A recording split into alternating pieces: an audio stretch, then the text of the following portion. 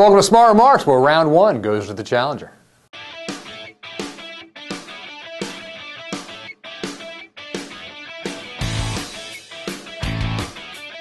So we're filming this the day after the first presidential debate, which happened in Denver last night. I gotta say, Mitt Romney crushed Obama. I thought Romney was on. I thought he made a very good case for himself and his policy. I thought Obama was terrible. I thought he was flat. I thought he looked tired. You know, given what's going on between Syria and Turkey, I mean, maybe there's a reason for that.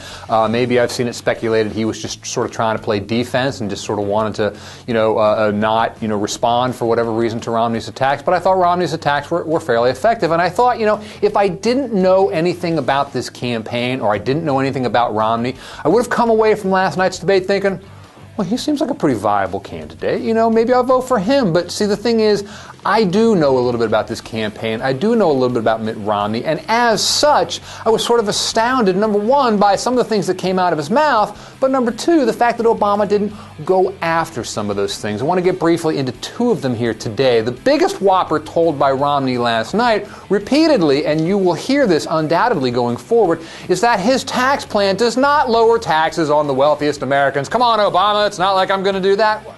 Well, yes, that's exactly what Romney's tax plan is going to do. If you go to Mitt Romney's website, you will see that he's advocating a 20% tax cut across the board. That would include the wealthiest Americans. And in fact, right now they're paying a top marginal tax rate of 35%. Romney's plan would knock it down to 28%. But see, Romney's great dodge here is that he's going to make up that lost revenue by closing loopholes for the wealthy.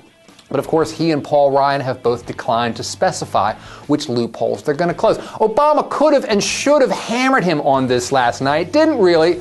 We're going to do it right now. Mr. Romney, what loopholes are you going to close? Again, he hasn't said, but virtually every analysis I've seen says he's probably going to go after deductions like the mortgage interest deduction, the charitable giving deduction. And here's a clue. That'll hammer the middle class if he does that. I know plenty of middle class people who take those deductions who would see perhaps a 20% reduction in their tax rate, but would also see the loss of tax breaks they depend on. And it's also possible that eliminating the charitable deduction break might result in fewer contributions to charities. Eliminating the home mortgage deduction could impact the housing market. Romney needs to be way more specific before he can get away with claiming that he's not going to raise taxes on the middle class and he's not going to give the wealthy a tax cut, because from where I sit, that's exactly what he's doing. The second thing that struck me last night was the fact that if you didn't know anything about this race, you'd come away from this debate thinking that it's Mitt Romney and the Republicans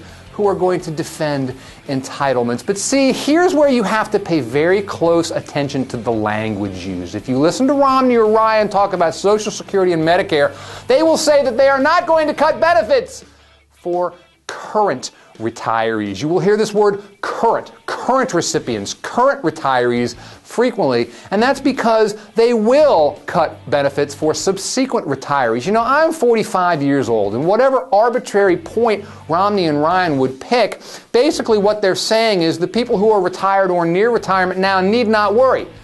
People like me, people younger than me, you might have to worry a whole lot, because they indeed do want to turn Medicare into a voucher program. They deny this, but they want to give vouchers to people to buy their own health insurance, trusting that the magic of the market is going to keep prices low. But of course, there's no guarantee of this, and speculation is that costs will rise for people like me. This sets up a little bit of generational warfare, doesn't it? Why should I and subsequent generations work hard to keep current or near retirees in a clover that I will never know? Republicans are big on advocating tax fairness.